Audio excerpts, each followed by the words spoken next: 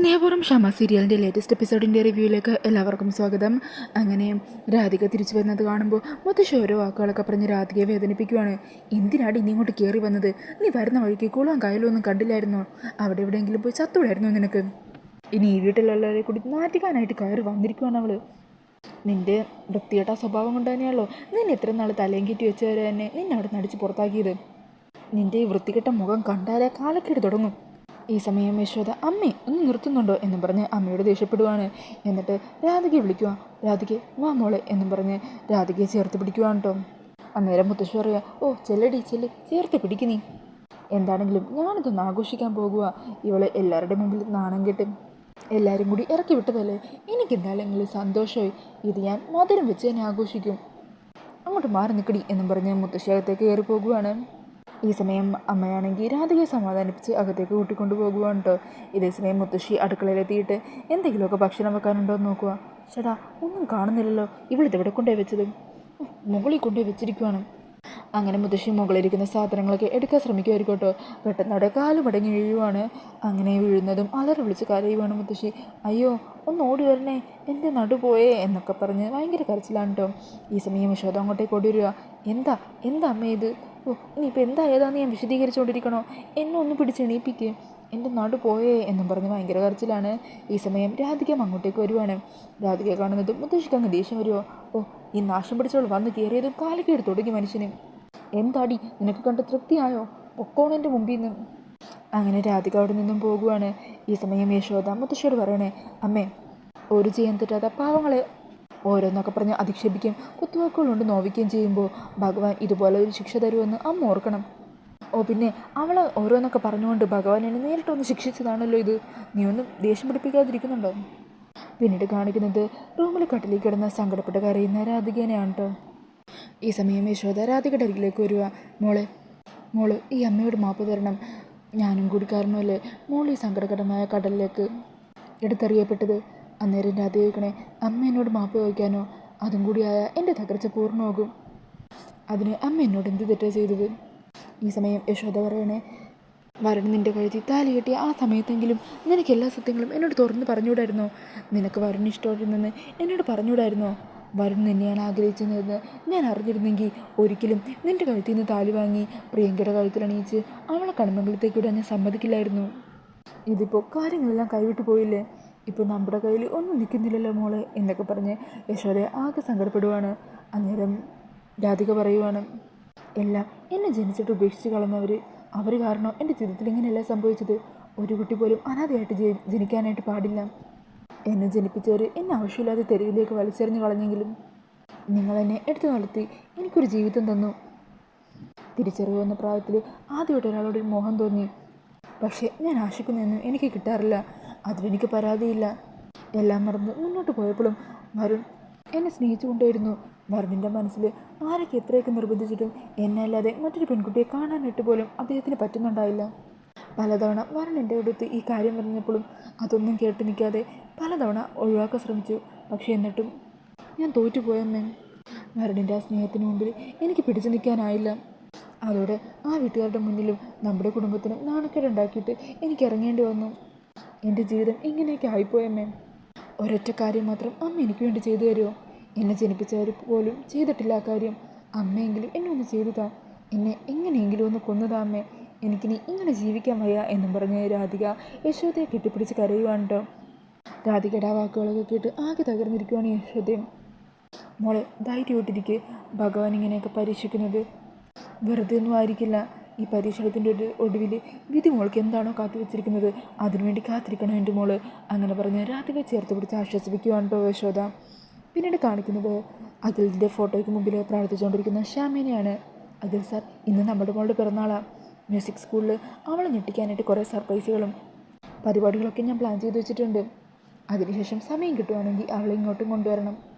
അടുത്ത വർഷത്തെ അവളുടെ പിറന്നാളിനെങ്കിലും മുഖംമൂടിയില്ലാതെ അവളുടെ ഒപ്പം എനിക്ക് പിറന്നാൾ ആഘോഷിക്കാൻ പറ്റണം. എൻ്റെ അഖിൽ സാറിൻ്റെ മുമ്പിൽ കൊണ്ടുവന്ന് ഇതാണ് അവളുടെ അച്ഛനെന്ന് എനിക്ക് പറയാനായിട്ട് പറ്റണം. എല്ലാം നടക്കുമായിരിക്കും അല്ലേ സാർ?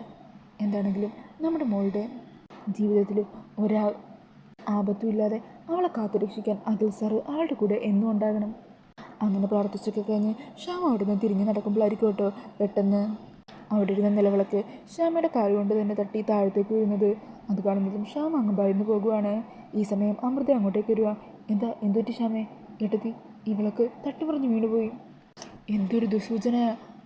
ഏയ് അങ്ങനെയൊന്നുമില്ല ശ്യാമേ, ശ്യാമക്കത് തോന്നുമായിരിക്കും.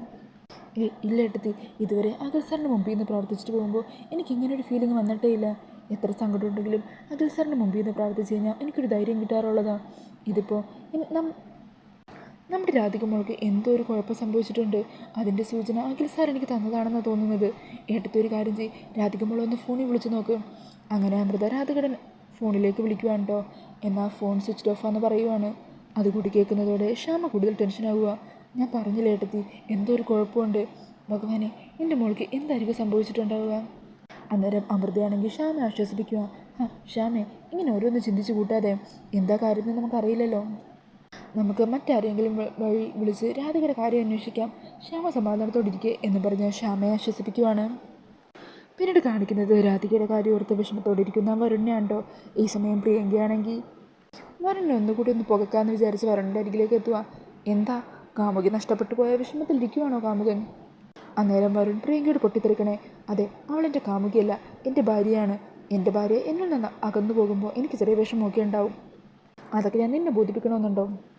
അന്നേരം പ്രിയങ്ക പറയണേ, എന്നോട് ഇങ്ങനെ ചാടി കയറിയിട്ടൊന്നും ഒരു കാര്യമില്ല. ഇനി നിങ്ങൾ എന്തൊക്കെ തന്നെ തലകുത്തിയെന്ന് ശ്രമിച്ചാലും ശരി, രാധിക ഒരിക്കലും കടമംഗലത്തേക്ക് ഞാൻ തിരികെ കൊണ്ടുവരത്തില്ല. അതിന് ഞാൻ സമ്മതിച്ചിട്ട് വേണ്ടേ? എടി, അതിന് നിൻ്റെ സമ്മതം ആർക്ക് വേണം? എൻ്റെ പെണ്ണിനെ എങ്ങനെ ഇവിടെ എത്തിക്കണമെന്ന് എനിക്കറിയാം. വരുൺ എന്ത് തന്നെ ചെയ്യാൻ ശ്രമിച്ചാലും ശരി, രാധിക ഇനി ഇവിടെ വരാൻ പോകുന്നില്ല. ഒരു കാര്യം ചെയ്യുന്നത് നല്ലത്, രാധികയെ മറന്ന് എന്നെ ഭാര്യയായിട്ട് കണ്ട് സ്നേഹിക്കാൻ നോക്ക്. അങ്ങനെയാണെങ്കിൽ നമുക്കിടയിലുള്ളതെല്ലാം ഞാനും മറക്കാം. ഒരു പുതിയ ജീവിതം നമുക്കത് തുടങ്ങാം. എന്തു പറയുന്നു? അന്നേരം വരുൺ പറഞ്ഞേ, നിൻ്റെ ഒപ്പം ജീവിക്കുന്നതിൽ നല്ലത് മരിക്കുന്നത് തന്നെയാണ്. നിൻ്റെ ഒരിടവും എൻ്റെ അടുത്ത് നടക്കാൻ പോകുന്നില്ല. ഇപ്പോൾ കുറച്ച് നാൾ അകന്നു നിന്നാലും ശരി, അവസാനം രാധിക എൻ്റേത് തന്നെ ആകും. എല്ലാവർക്കും മുമ്പിലൂടെ ഞാൻ അവളെ എൻ്റെ ഭാര്യയായിട്ട് ഇവിടെ കൂട്ടിക്കൊണ്ട് വരികയും ചെയ്യും. അന്നേരം വരുണിനോട് പ്രിയങ്ക പറയണേ, നടന്നത് തന്നെ. അവളെ ഞാൻ ജീവനോട് വെച്ചിട്ട് വേണ്ടേ? അവളെ ഞാൻ ഈ ഭൂമിയിൽ നിന്ന് ഞാൻ ഇല്ലാതാക്കും. ഞാനൊന്ന് പറഞ്ഞാൽ മതി, മുത്തശ്ശി അവളെ ആറ്റുവാശ്ശേരിയിൽ നിന്ന് പുറത്താക്കും. അവിടെ നിന്നും കൂടി പുറത്താക്കി കഴിഞ്ഞാൽ പിന്നെ വല്ല കുളത്തിലോ കായലിലോ ചത്തുപൊങ്ങിയ നിങ്ങളുടെ രാധികയുടെ ശവം കാണാൻ പറ്റും നിങ്ങൾക്ക്. അത് കേൾക്കുന്നതും അവരുടെ കൺട്രോൾ അങ്ങ് പോകുവാണ് കേട്ടോ. എന്താടി നീ പറഞ്ഞത് എന്ന് പറഞ്ഞ് പ്രിയങ്കയുടെ കൊങ്ങ് കയറി പിടിക്കാൻ വരുമായിരിക്കും. ഈ സമയം മുത്തശ്ശി അങ്ങോട്ടേക്ക് വരുവാണ്. എന്നിട്ട് വരുണെ തടഞ്ഞ് നിർത്തുവാണ് കേട്ടോ. എടാ വരുണെ, എന്തായി കാണിക്കുന്നത്? മുത്തശ്ശി, ഇവൾ പറയുന്നത് കേട്ടില്ലേ? ഈ സമയം പ്രിയങ്ക ദേഷ്യത്തിൽ അവിടെ നിന്ന് പോകുവാണ്. അന്നേരം മുത്തശ്ശി പറയണേ, എടാ, അവളോട് വെറുതെ ആവശ്യമില്ലാത്ത പ്രശ്നം ഉണ്ടാക്കാൻ പോകുന്നത് എന്തിനാ? അവൾ എൻ്റെ രാധികയെക്കുറിച്ച് പറയുന്ന കേട്ടില്ലേ? അവൾ രാധികയെ കൊല്ലുമെന്നൊക്കെ പറഞ്ഞ് എന്നെ ഭീഷണിപ്പെടുത്താൻ ശ്രമിക്കുക. എടാ, അതൊന്നും നീ കാര്യമൊക്കെ നിൽക്കണ്ട. രാധികയുടെ കൂടെ ഭഗവാൻ കൃഷ്ണനുണ്ട്. ഇവളെപ്പോലുള്ള ദുഷ്ടജന്മങ്ങളെന്ന് വിചാരിച്ചാൽ അവളുടെ ദേഹത്ത് തൊടാൻ പോലും ഇവരെ കൊണ്ടാവില്ല. രാധികയെ പുറത്താക്കാനായിട്ട് ഇവൾ കളിച്ചൊരു കളി, അതിലൂടെയാണ് രാധിക എല്ലാവരാലും വെറുക്കപ്പെട്ടു വിടുന്ന് പുറത്തു പോയത്. ആ കളി നമ്മൾ തിരിച്ചു കളിക്കണം. രാധികയെ എങ്ങനെയാണ് ഇവൾ പുറത്താക്കിയത്, അതുപോലെ തന്നെ ഇവൾ ഈ വീട്ടിൽ നിന്ന് പൊക്കച്ച് പുറത്ത് ചാടിച്ച് രാധികയെ നമുക്കിവിടെ തിരികെ എത്തിക്കണം. അതിനുള്ള പ്ലാനും പദ്ധതിയുമാണ് നമ്മൾ തയ്യാറാക്കേണ്ടത്. നിനക്ക് മുത്തശ്ശി പറഞ്ഞത് മനസ്സിലാവുന്നുണ്ടോ? ഉണ്ട് മുത്തശ്ശി, ഞാനും ചിലതൊക്കെ കണക്ക് കൂട്ടിയിട്ടുണ്ട്. എങ്ങനെയെങ്കിലും ഇവളിവിടെ നടിച്ച് പുറത്താക്കണം. എന്നിട്ട് എനിക്കെൻ്റെ രാധികയെ ഇവിടെ കൂട്ടിക്കൊണ്ടുവരണം. അത് മാത്രമാണ് ഇപ്പോൾ എൻ്റെ ലക്ഷ്യം. അതേ മോനെ, അതിന് നിൻ്റെ കൂടെ എന്തിനും കൂട്ടായിട്ട് മുത്തശ്ശിയുണ്ട്. നീ ധൈര്യമായിട്ടിരിക്കുക. നമ്മൾ നമ്മുടെ രാധികയെ തിരികെ ഇവിടെ എത്തിച്ചിരിക്കും. പിന്നീട് കാണിക്കുന്നത് കട്ടിലേക്ക് അറിഞ്ഞുകൊണ്ട് കിടക്കുന്ന രാധികേനെയാണ്. ഈ സമയം മുത്തശ്ശി അങ്ങോട്ടേക്ക് വരുക. അതെ, എന്താണ് കൊച്ചു തമ്പുരാട്ടി ഇവിടെ തന്നെ അങ്ങ് ശയിക്കാനാണോ തീരുമാനിച്ചിരിക്കുന്നത്? അടുക്കള പണിയൊക്കെ മറന്നു ആവോ? അവിടെ കണിമംഗലത്തെ തമ്പുരാട്ടിയായിട്ട് വാഴുമായിരുന്നല്ലോ. ഇനിയിപ്പോൾ അടുക്കള ജോലിയൊക്കെ ചെയ്താൽ കുറച്ച് ലഘുമായിരിക്കും അല്ലേടി? വെറുതെ വായിട്ട് നോക്കി നിൽക്കാതെ അടുക്കളയിലേക്ക് ചെല്ലടി, ചെന്ന് ഭക്ഷണം ഉണ്ടാക്കും. അങ്ങനെ രാധിക അവിടെ നിന്നും പോകുവാണ് കേട്ടോ. ഈ സമയം യശോദ അമ്മയോട് ചോദിക്കണേ, എന്തിനാ അമ്മ ഇങ്ങനെയൊക്കെ പറയുന്നത്? ഇത്രയും നാളും അവൾ തന്നെയായിരുന്നില്ലേ ഇവിടെ മാടിനെ പോലെ പണിയെടുത്തുകൊണ്ടിരുന്നത്? എന്നെ അമ്മയും കൊണ്ട് എന്തെങ്കിലും ജോലി അവൾ ചെയ്യിച്ചിട്ടുണ്ടോ? ഒന്നുമില്ലെങ്കിലും അതിൻ്റെങ്കിലും നന്ദി ആ പാവത്തോട് കാണിക്കും. അങ്ങനെ പറഞ്ഞ് യശോദ അവിടെ നിന്നും പോകുവാണ് കേട്ടോ. ഈ സമയം അടുക്കളയിലെ ഭക്ഷണമൊക്കെ ഉണ്ടാക്കിക്കൊണ്ട് നിൽക്കുമായിരിക്കും രാധിക. അന്നേരം യശോദ അങ്ങോട്ടേക്ക് വരുക. മോളെ, അച്ഛൻ വരാൻ സമയമായി. മോളുടെ കൈ കൊണ്ടുണ്ടാക്കിയ ഭക്ഷണത്തെക്കുറിച്ച് അച്ഛൻ എപ്പോഴും പറയും. ഇപ്പോൾ കുറേ നാളായി മോളുടെ കയ്യിൽ നിന്ന് ഭക്ഷണം ഉണ്ടാക്കി കഴിച്ചിട്ടല്ലോ. ഇന്ന് മോളുണ്ടാക്കിയ ഭക്ഷണം കഴിക്കുമ്പോൾ അച്ഛൻ ഒത്തിരി സന്തോഷവും. ഏതു നേരം മുറിയിൽ അടച്ചിരുന്ന് ഓരോ കാര്യങ്ങൾ ആലോചിച്ച് വിഷമിക്കാതെ ഇതുപോലുള്ള ജോലിയിൽ മോളും സമയം ചിലവഴിക്കും. അപ്പോൾ കുറേ കാര്യങ്ങൾ മറക്കാൻ പറ്റും. അമ്മയും മോളുടെ കൂടെ കൂടാം. ആ സമയം രാധിക പറയണേ, എന്താണെങ്കിലും അമ്മ പറഞ്ഞതുപോലെ അച്ഛന് ഇഷ്ടമുള്ള ഭക്ഷണമൊക്കെ ഉണ്ടാക്കാം. ഞാൻ സ്വയം ചാകാൻ പോകുവാണോ അതോ മറ്റുള്ളവരുടെ കൈ കൊണ്ട് ചാകാൻ പോകുവാണോ എന്നറിയില്ല. അതിനു മുമ്പായിട്ട് അച്ഛന് വേണ്ടി ഇതെങ്കിലും എനിക്ക് ചെയ്യാൻ പറ്റുമല്ലോ എന്നും പറഞ്ഞ് സങ്കടത്തോടെ നിൽക്കുവാണ് കേട്ടോ രാധിക. അപ്പോൾ ആ ഒരു സീനൊക്കെ കാണിച്ചുകൊണ്ടാണ് ഇന്നത്തെ എപ്പിസോഡ് തീരുന്നത്. ഈ ഒരു റിവ്യൂ ഇഷ്ടമായിട്ടുണ്ടെങ്കിൽ മറക്കാതെ വീഡിയോ ഒന്ന് ലൈക്ക് ചെയ്യണേ. ഇതുപോലുള്ള കൂടുതൽ റിവ്യൂസിനായിട്ട് ഈ ചാനലൊന്ന് സബ്സ്ക്രൈബ് ചെയ്തും കൂടി സപ്പോർട്ട് ചെയ്യണേ. താങ്ക്